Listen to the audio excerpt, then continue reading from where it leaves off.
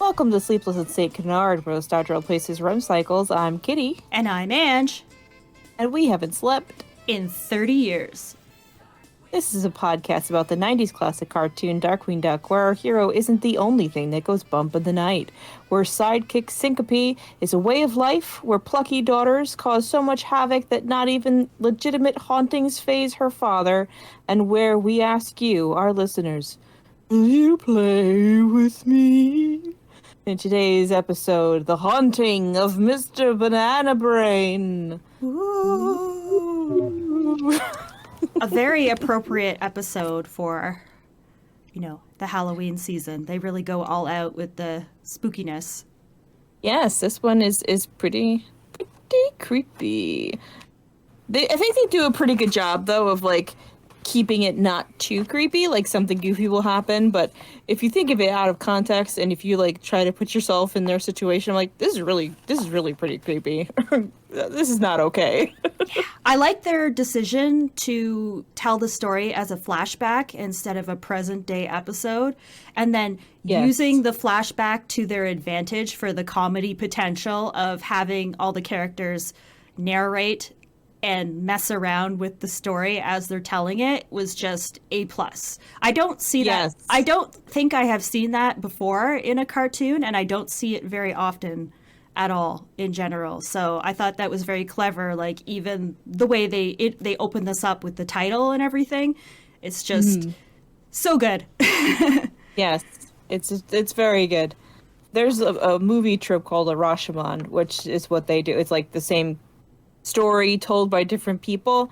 It's kind of like that, only this one is they all kind of chime in at certain points, and it's done very well. So this is what we will be discussing today. Do we have any news at the top of the podcast here?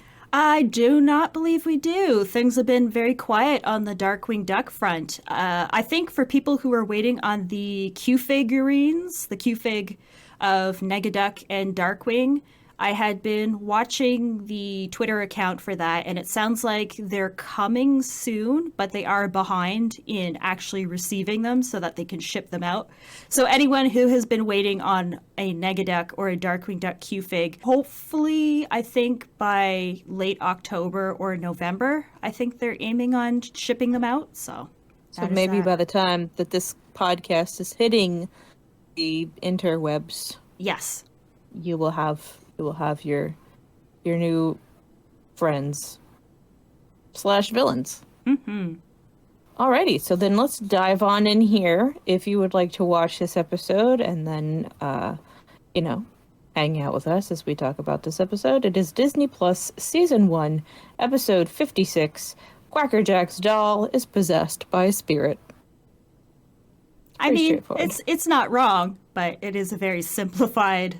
I feel like if you were watching this episode for the first time and you only had that summary to go on and then you watch the episode, I feel like you'd be like, wow, I was not expecting that. You're you know what? I mean, true, but also could have put a couple more lines in there. That's fine. All good. So you want to give us a little recap of the episode here, Ange? Sure. So this is the only episode in which the character Paddywhack appears in. But I would say that this is probably up there as a fan favorite episode. It's not the most popular, but when you're thinking of iconic Darkwing Duck episodes, this is definitely one of them. And Paddywhack is one of those characters that appeared once, but people really like him as a character. And you can see why, because, we've got Phil Hartman voicing him, and he does a really good job at being both funny but also scary as hell. Mm-hmm. And I think this is probably the only episode when I saw it as a kid that I think unnerved me a little bit because of his character design. What is it about taking any kind of existing character and stretching them out so that they have really long limbs that makes them so creepy? Because it's the modern day version is Slender Man when you think about it. It's that idea of monsters with really long gangly limbs, and his design just creeps me out. It just lands him right in the uncanny valley. It's like something that's familiar but just wrong enough to be like, your brain is like, nope, nope, nope, you're wrong. Nope, this isn't, I'm in danger. Exactly. So it's a good episode. Like I said, it's told as a flashback story, but they are very clever about how they use that to tell the story, which you'll see when we discuss it, because there's a ton of stuff in this that just made me laugh. I haven't watched this episode in a while, so watching it again, I was like, oh, that's much funnier than I remembered. So yeah, it's a classic. Like it's a Quackerjack episode, but Quackerjack is, he gains an unexpected rival slash friend. I don't even know. Frenemy? Slash tormentor? Yes. So it's just a fun episode. So yeah, I guess we could jump into it and talk about all the spookiness. Okie dokie. So as we open up our episode here, it begins, as so many of these episodes do, of Darkwing standing atop Darkwing Tower, monologuing to the fourth wall. Just talking about how great he is. Normal Darkwing stuff. And Gosalyn hops, she's in the tower, and he's like, oh, what are you doing here? You should be sleeping. She's like, oh, I can't sleep. But as she's talking to him, she like climbs out the window to stand on this narrow, tiny little ledge of the Audubon Bay Bridge towers. And I'm like, excuse me, could you all stand back inside? Like, this is too dangerous. Everybody needs to be very careful out there. So in an effort to appease Gosalyn and himself, first and foremost, Darkwing agrees to tell her a story about his favorite topic, himself, and proposes that he tell her the tale of the triumphant triumph of Darkwing Duck.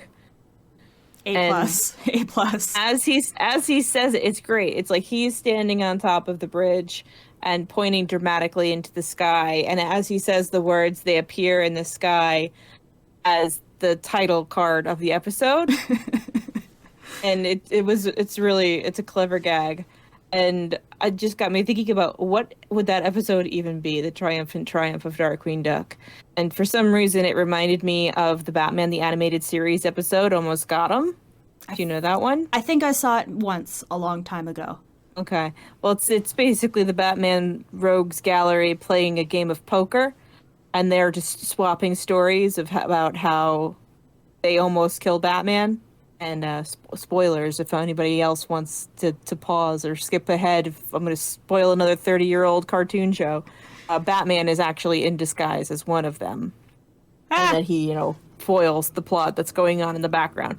So I'm like, oh, that would be a fun Darkwing Duck episode too, just like all the villains sitting around talking about Darkwing stories. And that's where my brain went. So the triumphant triumph of Darkwing Duck. It is immediately shot down by Gosalyn, and she's the one that suggests the haunting of Mr. Banana Brain. And as she speaks, her narration causes the new title card to come up in the sky. So funny. I love it. And poor Launchpad. We've dealt with this all last episode too, with Fungus Among Us, and Launchpad is just not at all interested in reliving any kind of scary memories. So he's just kind of like, can we not talk about that one, please? And even Darkwing is like, oh, maybe not that one, but she's like, nope, this is happening. Saddle up, bros. And as we've said numerous times, there's narration through this episode. It's not constant, but when it is there, it's a lot of fun. And Gosalyn kicks it off with, it started when my cheapskate dad cocked out on a trip to Whirling Water World and took us to the museum instead. Hey, do you know what admission prices are now? Just gotta get a dig in on them. But as she walking into this museum, she looks so annoyed. It made me laugh. She just looks so out of it. It's adorable. So he's taking her to a toy museum, allegedly. We only see this one room of it. And there's probably not a plot point at all. Wink, wink. A Jack-in-the-Box covered in chains sitting on a pedestal in the middle of this room. Just with random other toys in glass cases and stuff like that. And it got me thinking. I went down a couple rabbit holes this episode. It got me wondering what, like, the first possessed toy story ever was. Not like, Woody and Buzz, but just toys in general. And I didn't really find a definitive answer, although most, like, the general consensus seems to be an author named E.T.A. Hoffman's story called The Sandman, which involves an automaton that looks like a woman that was built by an alchemist, like, trying to screw with a guy. But it seems like if everybody and their brother has a cursed doll story. There's so many of them. But, of course, the superstars of the creepy doll world are Annabelle. We should all know Annabelle from the Conjuring movies and such, who, up until a couple of years ago, you could actually go and see her. She's in the Warren, Ed and Lorraine Lauren, who are the characters in The Conjuring and were real people, have a museum, quote unquote, attached to their house where they keep all their creepy stuff. And Annabelle is in there, and they're somewhere in Connecticut. The BuzzFeed Unsolved guys went there. If you would like to see Annabelle be sassed at, I recommend watching it. She's just a Raggedy Ann doll in like this really opulent glass case because she's so evil. So there's Annabelle, and then there's one that I hadn't heard of before called Robert the Doll. Oh, I've never heard of that one. Yeah, I don't know. He didn't seem all that spooky to me, but he's a weird looking doll that is in a museum in Florida somewhere. But, like apparently he would move things around and everybody thought it was super creepy. But he's kind of weird because he's I don't know what he's made out of, but he's got like holes in his face now for whatever material made up his face is eaten away. So he's looking a little worse for wear. He's also wearing a sailor suit. So, you got to respect a man in uniform. So, wait, are these fictional dolls that appeared in horror movies, or are they actual dolls that have like a myth surrounding them? The second one. They are real dolls that are purportedly haunted. Oh, I thought Annabelle was a movie thing. Nope, she's a real thing. I mean, not so much like the movie portrays her to be, but she, like there's a whole bunch of nonsense about her. The Warrens were not great people. I'll just put that in there without going too much deeper in. But they're saying you don't sass talk Annabelle. Like people crash if they insult her when they were in the museum. Like this couple came and sassed her and crashed their motorcycle and they died on their way home and stuff like that. All that kind of spookity, oogity boogity stuff. Oh, okay. I thought you meant fictional because I was like, why haven't you brought up Chucky? But Chucky's not real. Chucky is not real. He's just a murderous My Buddy doll. No, these are actual dolls that exist in the real world that you can go and see, except for Annabelle, who is locked up in Connecticut somewhere, as most people who live in Connecticut are. Apologies to anybody in Connecticut listening right now. So that was my little rabbit hole about possessed toys. Back to, in this exhibit, they don't even have batteries and all that kind of stuff. And a toy museum, honestly, to me, it sounds pretty interesting, but I could also see it being just super creepy as hell. And in my research, trying to, see if, the possessed toy thing, I came across an article by the Smithsonian about an antique toy store in London called Pollux, where they have all different kinds of super old toys on display. And the one guy was saying that where it's situated in the house that they converted into this museum, the doll room gets super dark when the sun goes down, and people just nope out. They just do not go in there. Like, it's too dark in there for me. I'm not going in there. It's like, yeah, I can't blame them. I cannot blame them. So here you go. Some real world knowledge for you there. Do you think Paddywhack would be a haunted doll or toy, or is he actually a demon that just lives within a toy box? Well, see, that's the thing. We don't know. We don't know what he is. I don't know. I feel like he's kind of like a Drop Dead Fred situation because he's stuck in the Jack in the Box, but he has his own like dimension in there. So I think he's more like a trickster god, maybe, because he has the power that he feeds on people's misery. Isn't really like a ghostly kind of thing, unless horror movies have lied to me my whole life. I was thinking a demon in the way that you have like succubi who, feed on like lustful or whatever love related stuff. But this is misery, so I was like, maybe he's some form of demon that needs to feed on stuff. But I could see that. He's got like the teeth. He doesn't look like a classic demon. He definitely has the creepy clown. I don't even know what the heck to call him. He's just a monstrosity. But the design, it's the legs make me really uncomfortable because he's black and white.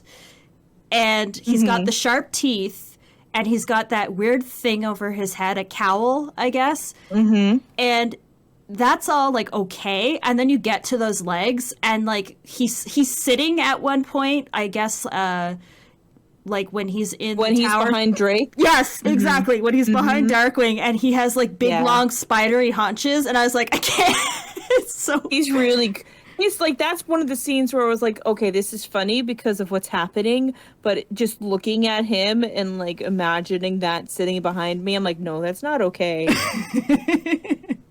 He's genuinely creepy. Like, if you took him out of Darkwing Duck and just plopped him anywhere else, he would be pure nightmare fuel. Would he keep the bill, or would he just be like humanoid? I could see him being like humanoid, but having like a fake duck bill. That's even scarier.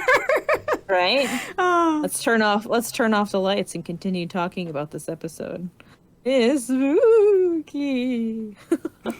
So yeah, Goslin is upset that, nothing is electronic here. Drake's biggest concern is that whether Quackerjack is going to come and steal the toys.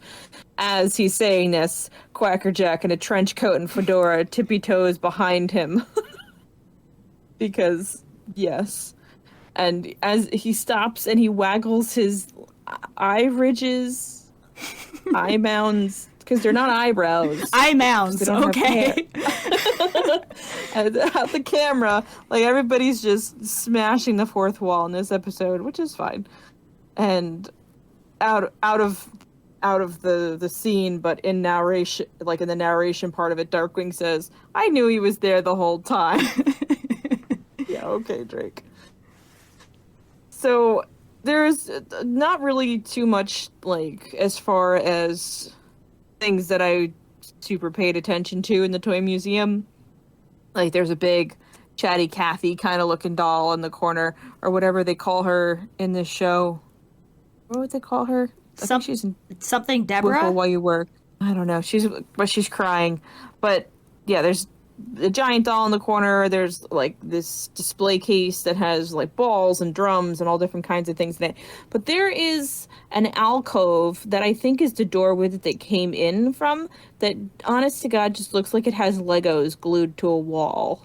I thought initially when I saw that it was like, a crime scene outline of a body, but on a wall. And I was like, wait, that doesn't make any sense. Why would that be there? And I stared at it, and you're right. It looks kind of like they glued Legos to a wall. Maybe it was all the outlining the man who stepped on one Lego too many and died. So that was interesting.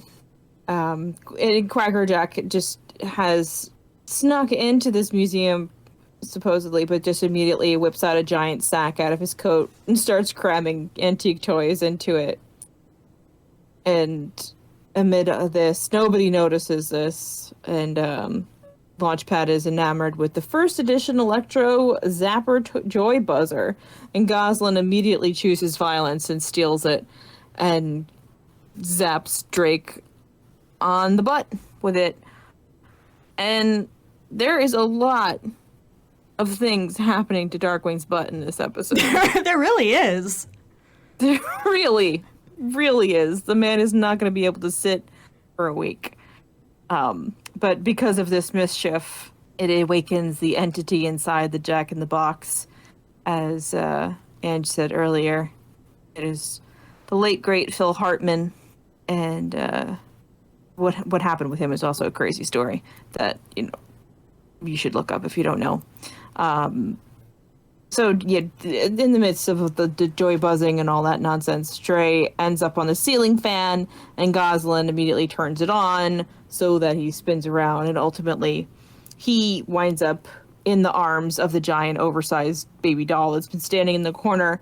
And as I don't even know how his legs got tied into knots, but as he's untying his legs, some rando guy in there is like, "Aren't you a little big for playing with dolls?" which makes the other museum goers cackle as if they are all not in a toy museum. You all paid to get in here. Whomst do you think you are? So, yeah, it's just, come on, guys, read the room. So Goslin hauls Drake off to the arcade. She's like, we're getting out of here. She's like, let's go play some video games. And this is overheard by super secret disguise Quackerjack, and he loses what remains of his mind in this instant. He's just like, video games! And is all but frothing at the mouth as he leaps across the museum to get in their way. And says, Video games? You're leaving to play video games? It's just that sort of talk that drove me out of the toy business and into the loony bin. and then, of course, boys and girls, and all in between, it's playtime. Yay! So, yeah, that's it. So, Drake is just standing there as Quackerjack just beats the crap out of multiple security guards. I think he I don't know, kills. He doesn't really kill them. He incapacitates like 7 of them, though. Yeah. 6 or 7. Like, a whole bunch of them show up, and they're just like... Yeah, he's surprisingly good at what he does, even though he's really silly and toy-based. He's actually pretty dangerous. And also, I think this is one of the few times that one of Darkwing's villains actually interacts with him as Drake Mallard. The only other one I can think of off the top of my head is Tusker Nini in that one episode, Adopticon, where he goes to live at the Mallard household. I don't think... Oh, and I guess Megavolt, too, at Clash Reunion. Mm-hmm. I Yeah. don't think there's any other episodes, really, where they meet Drake at any point in time, which I thought was kind of interesting. So in the middle of all this, I paused to take my notes, and there's a scene where Drake gets smashed by a bouncy ball, I think, and Quackerjack leans down to him to sass at him, and I sent it to Ange because I was like, what is happening? It seems like they layered the cells wrong, the animation cells, and it's just like his hat is behind his ruff, and you can see the bookcase through his head. I'm like, what is that? Somebody get a doctor. He's partially invisible, which was a superpower that I did not know that Quackerjack had. He's full And of surprises. he certainly is. And Paddywhack is just providing like near constant unsettling commentary this whole time. Like, yes, scrumptious. Like, no. So creepy. And Quackerjack is cramming everything he can into his getaway bag, including Drake. And that's where he apparently has his quick change into Darkwing, because he couldn't find some place to change before, but now that he's out of sight, he can. And as the blue smoke is billowing out of this bag, we go back to narrator Goslin, who's like, we could just skip this next part. And Darkwing's like, no, this is the good part. Yeah, Dad did his Darkwing stuff. I am the yo-yo that keeps coming back or something. I love her. She's so great. And I think that's the only one. I think that's the only I Am the Terror in this episode. And then Goslin continues on with her narration, and she doesn't narrate it like verbally, but we were watching the show and everybody's moving super fast, and it's Darkwing and it's Quackerjack fighting, and we just hear Darkwing in the narration being like, "You're going too fast, slow down," and then of course it goes super slow motion right when he gets bit on the butt by a chomping, chattering teeth thing. And we get to see him go, Slow down! Okay. Not here!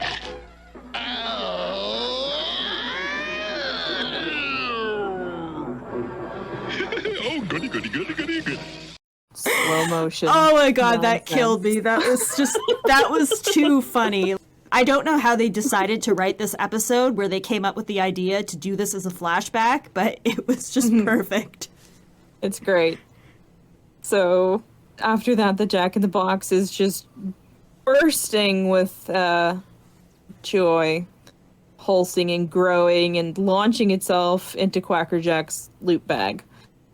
And we get quite a bit of miscoloration on Quackerjack in this episode, where his hands are orange. So he goes to pick up some wacky putty, and his arms are orange. See ya on the playground. And this is so weird. The wacky putty rips Darkwing's face off when Goslin pulls it off, and the museum cacklers return and just start hysterically laughing as Darkwing's faceless body is standing there and trying to get his face back from Goslin. It's so creepy looking. I was like, ugh, I don't like this. Just another day at St. Canard, where apparently this is business as usual. People just lose their faces. Yeah, they're just cackling and cackling and cackling. And this episode is super Looney Tunes. Mm-hmm. Do you agree? Yeah.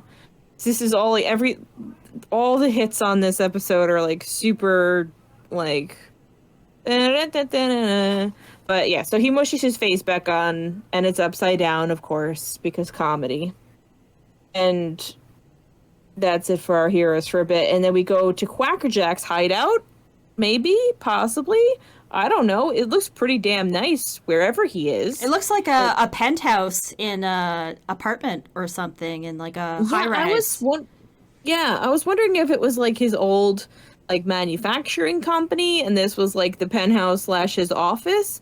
But it's got like glass paneled ceilings, and it's pretty damn nice. I'd plot there. 10 out of 10. Quackerjack is on the inside, obviously, of this building, and he's on a rocking horse, cranking the Jack in the Box. And the rocking horse is just such a shell-shock looking thing with big googly eyes, and it made me laugh because it reminded me of this really weird anime movie that I used to watch as a kid called Unico and the Island of Magic. Have you ever heard of it? I've heard of Unico, but I have not seen the movie. So there is a creature in that movie called the Roller Dragon, which is a toy dragon, but it's huge, and it has like those same kind of googly eyes, and it's kind of like the bane of their existence. It's him and a little girl running away from the Roller Dragon for like the last 15 minutes of the movie, and this thing just it kind of looks like it was made by a kid, like a little styrofoam cup mouth. And every time it opens its mouth, it does like a little burst of fire and goes, ah! gets me every time. So then this rocking horse breathes fire too. I'm like, oh my god, it is a roller dragon. So that's my aside there. Going back on topic. Yeah, so he cranks up the Jack in the Box and it's empty and he's disappointed and he throws it over his shoulder, as one does. And then Paddywhack's lanky shadow stretches out on the wall and possesses Mr. Banana Brain. And I think it's also very effective, too, that we don't see him for the first chunk of this, too, which is always, like, the rule of horror movies. Like, the longer you can until that monster reveal is the best way to do it, in my personal opinion. So Paddywhack is now possessing Mr. Banana Brain, and we get to our first of. Will you play with me? Mr. Banana Brain, your voice has changed. I like it. And Quackerjack, bless his little heart, takes it all in stride. You make him talk. You make him talk. He doesn't. Not you talking. He doesn't know that. Apparently, I think he truly believes that Mr. Banana Brain talks on his own. He's a real boy. So then they decide to go have some fun together, and a quick cut to, I don't know, they say it's a restaurant. It's a really strange setup, whatever it is. It's kind of like a Chuck E. Cheese / like McDonald's play place, but they have pizza. I don't know, and there's arcade games.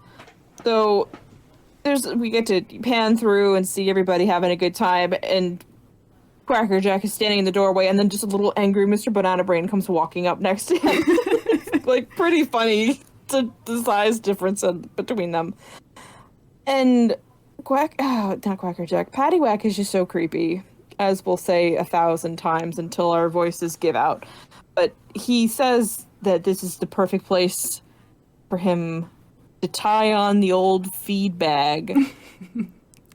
Like, oh, what a poet. And we have some more miscoloration here with Quackerjack's hands being orange. And he's like, oh, pizza's bad for your skin or something like that. And in his best little Bela Lugosi impression, he goes, Oh, I don't eat pizza. And then he just starts going around and screwing with people.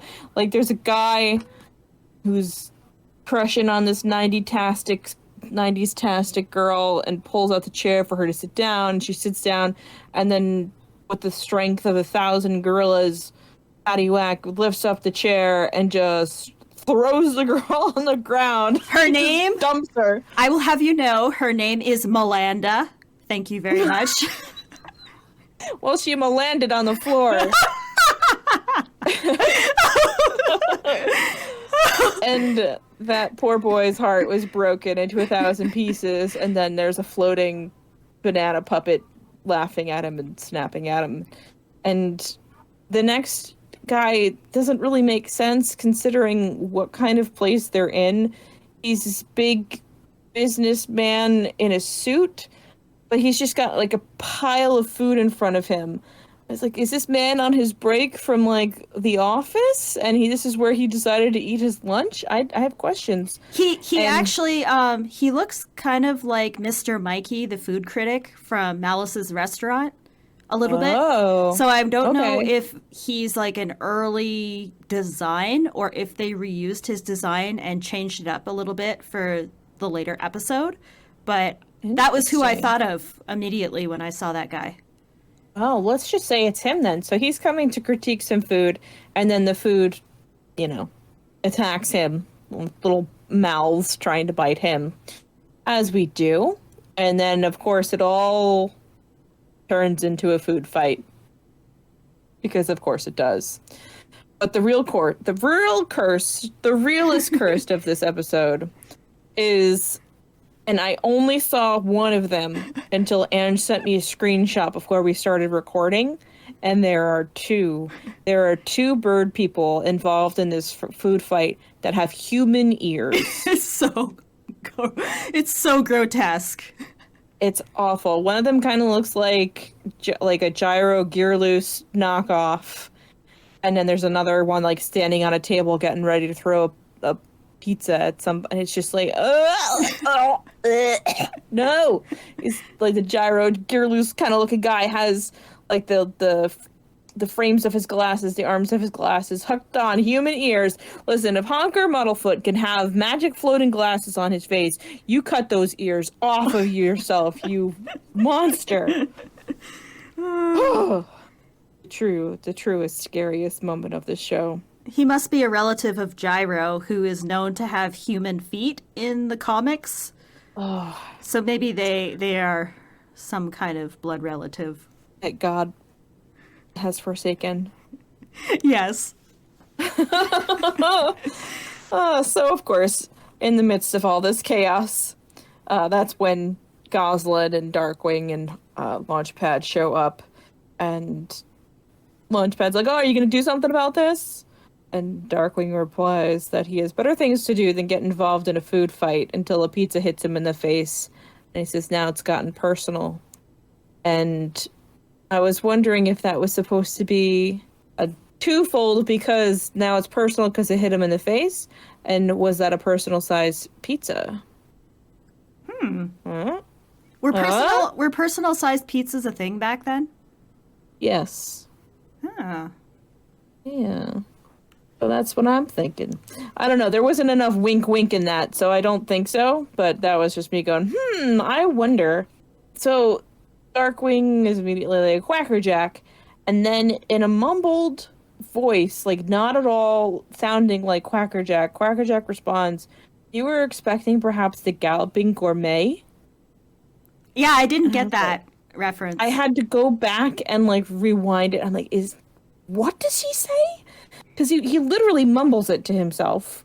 So apparently the Galloping Gourmet was a TV personality who was a British guy. It was his on-screen persona. He would it was like a cooking show, and he would talk about food and all that kind of stuff. And it was actually taped in Ottawa. Oh, I didn't know that. But it was British? Yeah. He was British. Oh. But yeah, it was a Canadian TV show. And he apparently like went around the world like eating food and then would like, come back. Apparently he was also super into wine. There was a lot of wine on the show too. It was only on for a few years. It was 1968 through 1973, which is another weird instance of this show is for kids in the 90s. Like even still, like this is 20 something years difference. I honestly had never heard of this person before, so I'm wondering if he was really in the cultural zeitgeist anymore, or if that was just somebody being like, oh, what if he says this? I don't know. It's just interesting. Weird.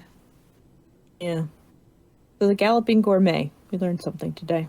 And so from there, Darkwing upgrades himself from wet blanket to just straight out menace and douses the children who are in the food fight with a fire hose to undo Quackerjack. He says, You'll not taint these children with your disrespect for authority. and just half drowns a whole room full of children. Oh, Darkwing, you have way too much. What is it? Way too much confidence in authority. I mean, for someone who can't even keep his own kid in check, he sure does like to preach. So now the children are half drowned. And Paddywhack goes for the old Darkwing keister again with the joy buzzer and frames Goslin, because of course. And we get...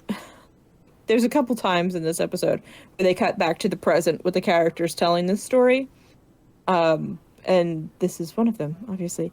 And we get a nice aerial shot of the Audubon Bay Bridge, which is an interesting angle because it's like above the bridge. It's not the same, shot that we see almost every episode.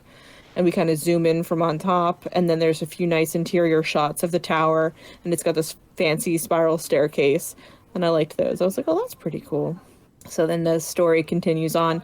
And Quackerjack is talking to super, super pissed off Mr. Banana Brain, saying, I thought you'd be happy to see that Darkwing was made a dunce. And Mr. Banana Brain just screams at him What have I got to be happy about? so loud that Quackerjack falls off the roof of the building they're on and has to hang on for dear life until he just hoists himself back up. But he's just like, the power of the scream knocks him backwards. And in an interesting glimpse of self-awareness, Quackerjack says, Darkwing Duck always ruins things. It's no big deal, it's just part of the game. I thought that was a really super neat characterization point for Quackerjack, because up to this point we know that he's this loony kind of, he likes to play games. His catchphrase is literally, it's playtime. But you think, like most villains, he takes everything quite seriously, and that line in itself kind of tells us that he doesn't actually. Like, it's all part of a game for him. Like, he's just having fun. Mm-hmm.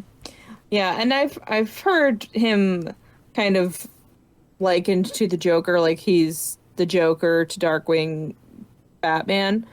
And I know that's a big thing with Joker and Batman too. It's like, it's not, the Joker doesn't think it's fun unless he has Batman to screw with. So I thought that was interesting. I liked it. Me too. Then little angry Mr. Banana Brain screams at him, I order you to finish him off immediately. And then this one, Quackerjack actually does fall off the top of the building. But this time he's saved because the electric wires bounce him back up like a trampoline, because cartoons. And from there, we are no longer possessing Mr. Banana Brain as Paddywhack materializes in the real world. And he says, well, from now on, you can be the doll. Boogie. Quackerjack says, Mr. Banana Brain, what have you done to yourself? And he screams at him again. He's just screaming at him like this entire scene. And he's like, don't call me Banana Brain. And just decks him with Mr. Banana Brain. He just throws the toy at him so hard that he just falls over. It's like, oh, damn. And then he finally introduces himself as, Don't call me Banana Brain! I am Paddywhack! Well, you certainly are a snappy dresser, but a little short on color. No, the neo-mod look went out with the 80s. Nice drool, though. You really are quite mad, aren't you? I like that in a clown. and it's all just terrible. It's all just so scary. It's so creepy. Like, I don't like them together. I'm really glad that, like, they didn't kind of team up there, because they could probably get into some real trouble if the two clown versions of them were traipsing around. But this then triggers Paddywhack to try to capture Quackerjack in the Jack in the Box, and it turns into a vortex, and Quackerjack hangs onto a antenna, and all of his clothes just rip off him except for his pants and his socks. And this is kind of an infamous scene here in the where is the truth kind of thing, because he has no hair. And I know a lot of people like to imagine him with hair, but he's just a completely bald duck man underneath his cowl. Maybe he shaves it so that He does. It's not like disrupting the hat. No, that's just like the mystery of Launchpad's hair. Does he have hair, or is it just that one little ponytail thing in the front? Because we get all variations. There is no right answer. So, of course, he is fighting for dear life to not fly into this thing. Spoiler alerts, he does. But before we see him get sucked in, we go down to the street, and Darkwing and the gang are down there on the rat catcher. And they hear Quackerjack scream no.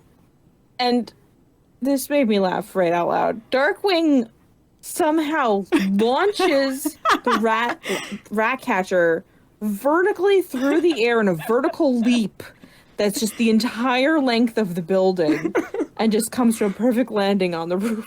Oh my god. Like, the first time I've watched this episode, I guess I never noticed that, or I wasn't paying attention. Probably because I was too busy mulling over bald Quackerjack. But I saw that this time, and I was like, how is that even possible? He just leapt onto the roof with the entire rat catcher without issue. Yeah, it's just like, well, we need it to be up there now. Don't ask questions. It's happening.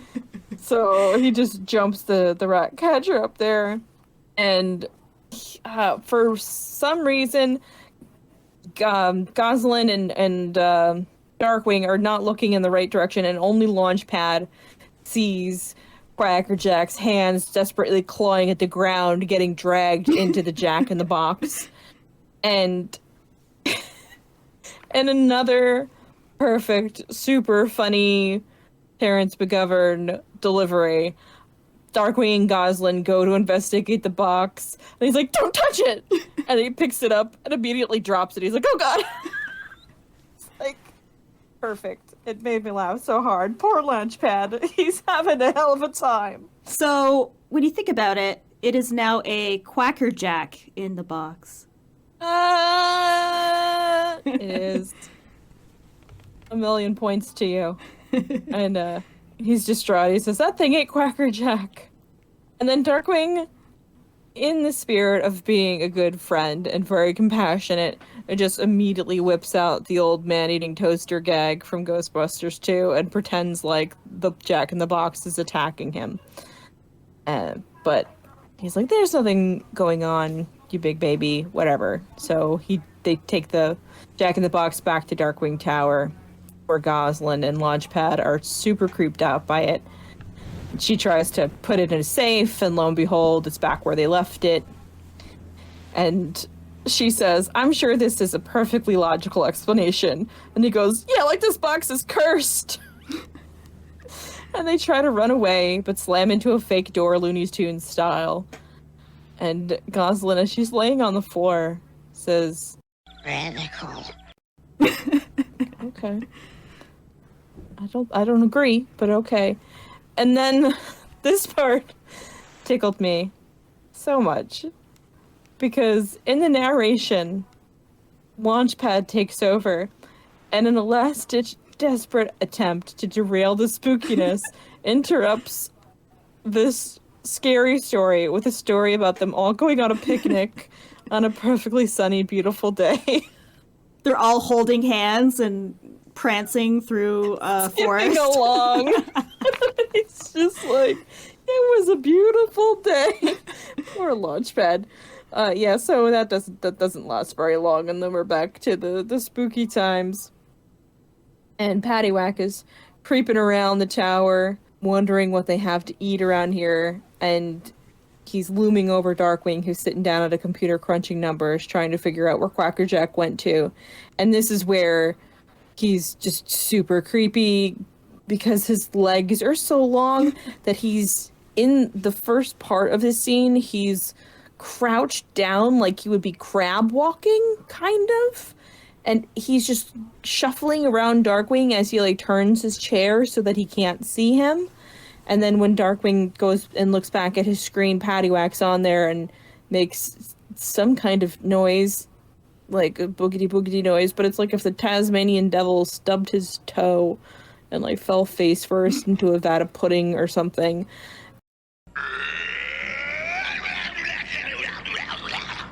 And Darkwing, just completely deadpan, turns to the camera and goes, "Oh no, I am so scared. Goslin, I told you not to watch your tapes up here!" and immediately starts yelling at Goslin. You know what this reminds me of? It reminds me of the discussion we were having recently where you said that cat owners, if like a ghost was trying to scare someone that had a cat owners would just assume it's their cat making noises because they're like scratching and knocking stuff over, and you assume it's the cat. It's just that, except Darkwing has a Goslin instead of a cat. Yes. And even, so he's assumes it's her. Goslin and Launchpad and another part of the tower are nailing the Jack in the Box down, trying to keep it shut. And then we go back to Darkwing, and he's floating in the air on his chair, and things are levitating all around him, and he's still telling himself, like, "I'm not sure how she does it, but Goslin will not get a rise out of him." Ha! It's just like, nope, not haunted, not even a little bit. Damn it, Goslin, that damn cat. So then until he gets dumped on the table that they're working at and breaking the Jack in the Box free. And he's like, oh, Goslin. And she's like, it wasn't me. And then he says, I think I'm ready to believe you, and points to the Quackerjack standing behind, or Paddywhack, rather, standing behind them. And we get another, will you play with me? And we zoom in on his eyes, I think, at this point, and we go to commercial break. And when we come back from a commercial break, Launchpad is laying, like, in a coma in a bed, and Darkwing is taking his blood pressure as he's frozen in terror. And he goes, okay, he's stabilized, you can go on. Oh, and Goslin says, glad to see I haven't lost my touch. And she's so proud of herself. It's like, this poor man is dying. Just let him live his life. So then we go back to the story, and Darkwing is going on about how, oh, what's Quackerjack too scared to come on his own? And he calls Paddywhack like the Geek Patrol or something, and he goes into a giggle fit that makes his head like 360 around as he's laughing, like in The Exorcist.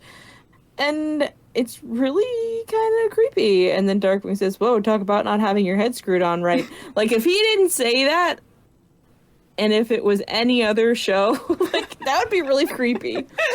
And then Paddywhack is like, Quackerjack is a minor player. He's not even in our league. And he leans into Goslin, and Goslin says, what league? And angrily turns. Like, she's so angry when she says it, but she immediately turns and hugs Darkwing. It's so cute. I love like, that. I'm tough. Like, at the end of the day, she still needs her dad, and she just hugs him for safety, and he shields her protectively. I thought that was adorable. Yeah. It is adorable. It's so cute. Because it's like, it's easy to forget that she's a little girl. You know, like, that she's only, like, 10. And of course, she'd be, like, putting on a brave face, but I'm just gonna hug my dad real quick. And, so then he reveals that Goslin is the whole reason he woke up, because of the whole joy, buzzer gag. And he's must be fed. And then he goes on to talk about how he's mischief, that's what I crave. And then Launchpad faints. Launchpad faints like 4 times in this scene, I think. And Darkwing says, gee, is that how you stay so thin? Because Darkwing is unruffled by anything, apparently. And Paddywhack goes into this full-blown rant at Darkwing about how he's ruined all his meals, and as he's talking, his head is inflating. It's just getting bigger and bigger and bigger and bigger until it explodes and Launchpad faints again. And at this point, Darkwing has just had enough. And he sends a flying kick at Paddywhack with the token awesome Jim Cummings crazy sound effects that are like "Hoo-yah-ha!" And Paddywhack crumbles and immediately rebuilds himself. And he's like, well, if this is how you're going to be, I'm leaving, but you're not invited to the party. And he goes back into the jacket box. And Goslin, tempting the universe, is like, I wonder what party he was talking about. And Paddywhack's like, oh, well, everybody's going to be there. Mr. Quackerjack, Mr. Banana Brain, and of course you! And tries to suck her in. And Darkwing grabs her and shoots a grappling hook to Launchpad, who then, like, tug-of-wars it against the suction of the Jack-in-the-Box, and Darkwing ties the rope around Goslin and gets sucked into the Jack-in-the-Box instead. Like a hero! Like, see? This wouldn't have happened in Slime Okay, You're Okay. He's being a good dad in this one. He is a very good dad in this one. Mm-hmm. So then the inside of the Jack-in-the-Box is its own little dimension-looking thing. But it's kind of like if Salvatore Dali was doing commission work for Goofy, because it's all kind of weird, clown, dopey-looking stuff. And Darkwing is like, no one makes a clown out of Darkwing Duck. It says Darkwing Duck as he's dressed as a clown. And then he tries to rip off the clown clothes, and there's more clown clothes underneath, and then another set and another set. And he just looks stupider and stupider the more he rips them off. And then we look over, and Quackerjack is in a suit, and he looks so miserable, but he's got like the jester tail hat on, but is just wearing a dull gray suit, and he's just whining about how Darkwing gets all the good clothes. You gotta save me. If I stay here any longer, I'll go crazy. Darkwing just goes, go. Well, you couldn't hold a little thing like sanity against a guy, would you? It's like, yeah, Mr. Swam the straight jacket. Who are you to throw stones? So then Quackerjack's like, we're gonna have to team up. Darkwing's like, team up with you? That's a laugh. And then Paddywhack starts laughing, and Quackerjack goes, no, that's a laugh. And then Darkwing comes around, and he's like, you know what? Yeah, let's work together. And says, Quackerjack, let's get ridiculous. And then their grand plan, which works, of course, is because Paddywhack feeds on misery, that they're going to have the best time. So it just turns full-blown Looney Tunes in this next minute or so.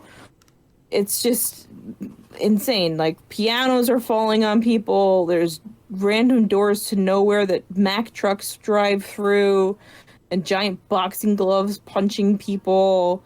And they shrink Paddywhack down because he's not getting the misery that he needs. And they joy buzz him, and he lands on a whoopee cushion.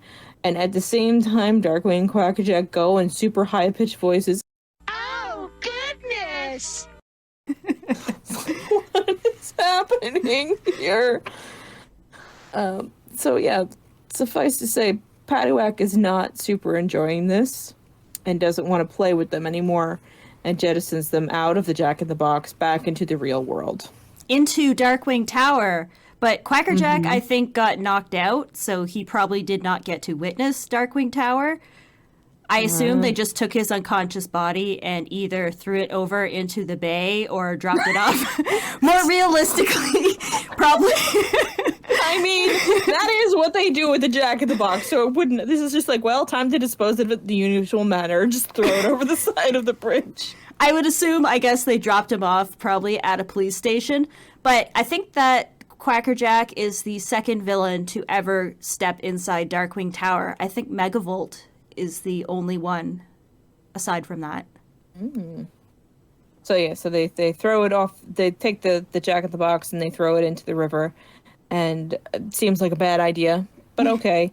And it's synced until it's swallowed by a fish, and then in the present, they're still trying to revive Launchpad as he's fainted now on a couch and Gosalyn's fanning him. And that was the end of Paddywhack. And Darkwing does, yep. You see, LP, all Darkwing Duck cases have a happy ending. And then, because of course, the Launchpad says, I'm glad this one's over. And then Paddywhack starts laughing off screen, and everyone runs to go look. And lo and behold, he's possessed the fish that swallowed the Jack-in-the-Box, which was exactly why this was a bad idea, you guys. And they all look at each other, and then the credits roll. So, is this a happy ending, Darkwing? This looks like you done goofed. You done went and goofed. Ending. Maybe Launchpad's misery from fainting several times and having to listen to that story gave Paddywhack the energy to possess the fish and come back. That's it. Headcanon accepted. Did you? So that was it. Yeah, you didn't read the comics, right? No. Paddywhack comes back in the comics in the bay, like buried deep within the bay, and he randomly reappears in the Crisis on Infinite Darkwings arc. Spoiler alert! At the end of the arc, and he possesses Negaduck and turns into this massive Paddywhack Negaduck hybrid that looks horrifying. And he's just like this giant roaming through St. Canard and stomping on stuff and squishing people. And then they use the power of love to get rid of him. Aww. I mean, but who in that position? Who's more possessed by who? Like, is Negaduck possessing Paddywhack? Who can say? But no, that's interesting. But it also, like, them dumping him into the river. It just reminded me of the beginning of The Mask. Yeah. Where the mask washes up on shore and babyface Jim Carrey finds it. It would have made sense to give the box, the Jack in the Box, to Morgana, because she deals in all things supernatural, and she probably knew a spell that could have contained him, or she could have found a place for him to live happily ever after, I guess. Because they know how to beat him now. Mm-hmm. And they didn't do anything to safeguard him getting out. Like, he's not trapped in the Jack in the Box. So they basically just, like, threw him over the side to just continue on doing his thing. Release him back into the wild, which is what they would have done with Quackerjack as well. Just catch and release program for villains. Oh, that's funny. So there we go, everybody. This is the one and only Paddywhack episode. He made a very lasting impression, as Ange had mentioned. He does show up in a non-speaking role in the DuckTales reboot. Oh, yes, he does. So he definitely made his mark on some young, impressionable minds that worked on that show as well. And he sure is creepy. Mm-hmm. I have seen a really cool fan theory about him teaming up with Nodoff from the Ghoul of My Dreams episode, and I think that would be a really cool team up. They could get into some serious trouble. Like, it seems like that could be like a Freddy Krueger kind of situation. If Paddywhack ended up in the Negaverse, would he just become incredibly powerful, or would he just start vomiting because he's eaten too much misery, because the Negaverse is just pure misery? He's just purely saturated in misery within 5 seconds. Possibly. But yeah. And we did that. What's your rating for this one?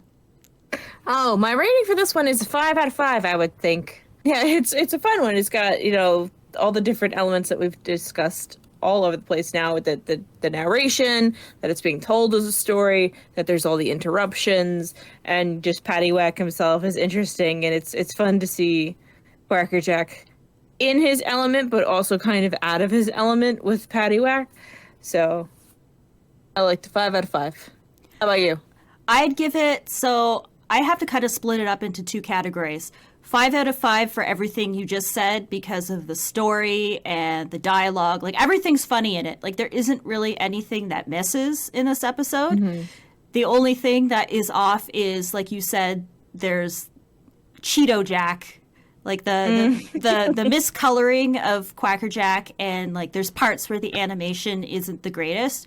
But on the whole, like, it's a really good episode. It's spooky. It's something fun to watch around Halloween. If you're looking for a bunch of scary things to watch, that's one of them. So, yeah. Would you say you're like a 4.8 out of 5? Yes. Okay. All right. And again, no Herb Muddlefoot, so it can't be higher than a 5. So let's consult our spooky wheel and see what we will be watching next week. How long did it take you to think that? How long did it take you to think that one up? I was on the fly, my dear.